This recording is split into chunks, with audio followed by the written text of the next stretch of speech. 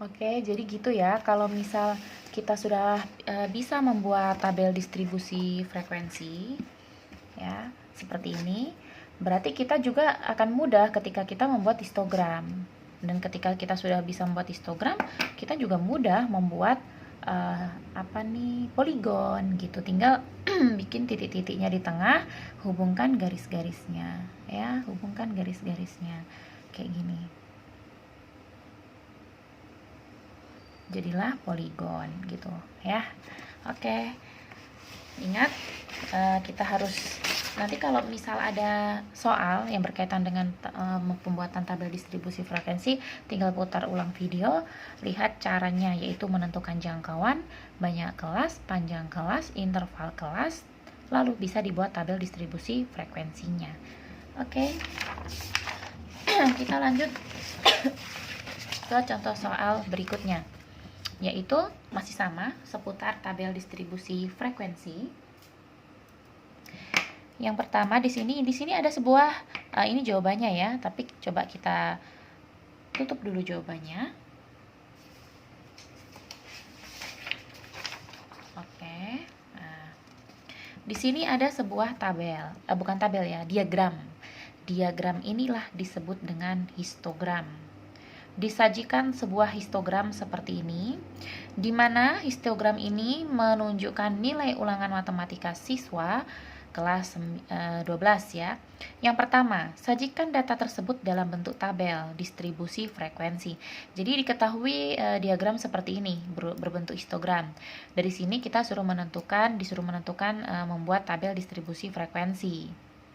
Lalu yang kedua, setelah itu kita ditanya berapa banyak siswa yang memperoleh nilai lebih dari 70. Lalu siswa yang memperoleh nilai kurang dari 66 harus mengikuti remedi berapa persen. Nah, itu masalah itu nanti kita nomor 2, nomor 3 itu nanti kita lihat dulu. Nah, yang pertama kita buat dulu nih, dari histogram ini kita buat ke tabel distribusi frekuensi. Kalau contoh sebelumnya kan kita buat tabel distribusi frekuensi lalu ke histogram. Nah, sekarang dari histogram ke tabel distribusi frekuensi. Pertama, seperti halnya kita membuat tabel distribusi frekuensi yang tadi, kita tentukan tepi bawah, lalu batas bawah kelas, lalu tepi atas kelas, batas atas kelas, kelas interval, dan frekuensi ya. Nanti kalau ada soal seperti ini, kalian tinggal lihat contoh soal yang ini ya. Tepi bawah kita lihat di sini. Pada diagramnya, pada histogramnya, paling bawah itu adalah 50,5. Jadi tepi bawah 50,5. Nah, menentukan batas bawah itu kita tinggal kurangkan 0,5 ya. Model apapun kita kurangkan 0,5. Jadi tepi bawahnya tadi 50,5 kita kurangkan 0,5. Nah, kita peroleh tepi batas bawahnya kita peroleh 51. Nah, 51 ini adalah batas bawah kelas untuk kelas yang pertama.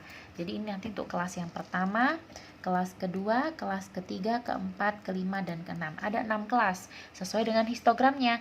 Nih, 1, ini kelas 1, kelas kedua, kelas ketiga, maksudnya interval kelas ya. Interval kelas pertama, interval kelas kedua, interval kelas ketiga, interval kelas keempat, kelas kelima, dan keenam. Makanya di sini juga ada 6 gitu. Itu cara menentukan batas bawah ya. Tentukan tepi bawahnya lalu dikurangi 0,5. Nah, selanjutnya bagaimana cara menentukan batas atas kelas? Kita lihat tepi atasnya dulu. Tepi atasnya yang mana? Untuk kelas pertama ya. Kalau kelas pertama ini perhatikan saja yang kelas pertama ini. Tepi atasnya adalah 55,5 ya. Lalu kita kurangkan saja dengan 0,5. Kalau yang tadi kita tambah 0,5 kalau untuk bawah. Kalau untuk atas kita kurang 0,5. Ini yang harus diperhatikan ya. Untuk tepi bawah, untuk batas bawah kita tambah 0,5. Kalau untuk batas atas kita kurang 0,5. Sehingga 55,5 ini dikurang 0,5 adalah 55. Nah, di sini kita sudah dapatkan batas bawah dan batas atas, sehingga terbentuklah kelas interval pertama, yaitu 51 sampai dengan 55. Ya, kurang tambahnya yang 0,5 perhatikan baik-baik. Nah, ternyata untuk interval kelas pertama ini mempunyai frekuensi 2, tulis frekuensinya, dan seterusnya langkah-langkahnya sama. Sehingga nanti diperoleh seperti ini. Kita cukup ambil yang bagian terakhir ini saja ya. Ini yang diambil. Kalau ini hanya untuk bantuan ya, kolom 1, 2, 3, 4 ini hanya untuk bantuan. Nah, jadi inilah tabel distribusi frekuensinya ya. Nah, yang kedua, berapa banyak siswa yang memperoleh nilai lebih dari 70? Oke, kita cek lebih dari 70. Ini kan nilainya ya, nilai kan yang bagian sini. Nah, untuk nilai 70, lebih dari 70 berarti yang ini ya, 71 sampai 75. Berarti dia berada di kelas interval yang ke-5 ini, 71 sampai 75. Ya, nilai siswa lebih dari 70 berada di kelas interval 71 sampai 75 dan 76 sampai 80. Jadi ada di dua kelas ini ya, interval 71-75 sampai 775, 76 sampai 80. Seperti itu. Nah, selanjutnya kelas intervalnya kita cek frekuensinya. Untuk kelas interval 71 sampai 75 memiliki frekuensi 5. Lalu kelas interval 76 sampai 80 memiliki frekuensi 3. Nah, setelah itu banyaknya siswa berarti kita tinggal menjumlah frekuensinya, gitu kan. Jadi siswa yang mendapatkan nilai lebih dari 70 ya berarti tinggal 5 siswa tambah 3 siswa. Frekuensi itu kan banyaknya siswa gitu. Jadi nilai 51 sampai 55 itu ada 2 orang. Nilai 56 sampai 60 ada 7 orang. Maksudnya kan seperti itu. Jadi yang mendapat nilai lebih dari 70 ada 8 anak gitu. Nah, yang ketiga yang ditanyakan di sini adalah siswa yang memperoleh nilai kurang dari 66 itu kan harus mengikuti remedi. Nah, sehingga berapa nih persentase siswa yang remedi? Berarti persentase siswa yang mendapatkan nilai kurang dari 66. Ingat, kalau kurang dari 66 berarti 66-nya nggak ikut. Masalahnya di sini ada kelas interval yang pas 66. Jadi dia tidak ikut. Berarti yang ini.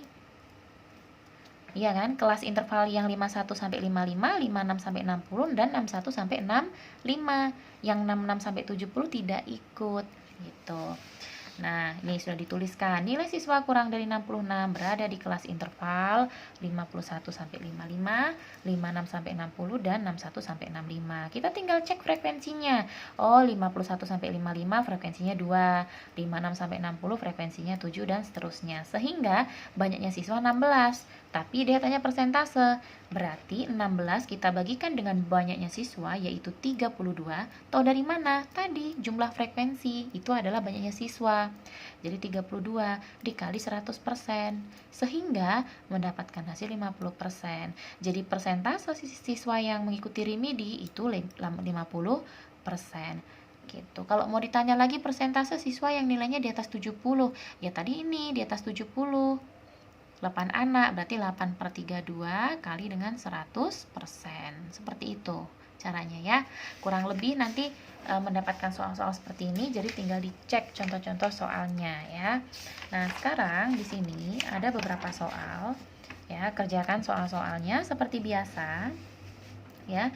Seperti biasa ini disuruh membuat histogram, poligon, sudah diketahui tabel distribusi frekuensinya, model seperti ini ya. Namanya tabel distribusi frekuensi itu datanya ada rentang nilainya dari berapa sampai berapa, frekuensinya berapa, begitu. Ini disebut tabel distribusi frekuensi. Kalau ini banyaknya data ya, banyak sekali, kamu disuruh membuat tabel distribusi frekuensinya. Lalu nanti ada kalanya di Oke, sementara ini aja ya. Ini Mbak kasih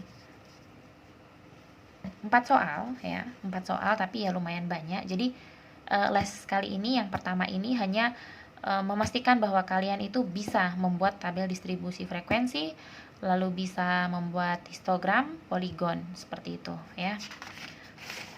Oke, selamat bekerja.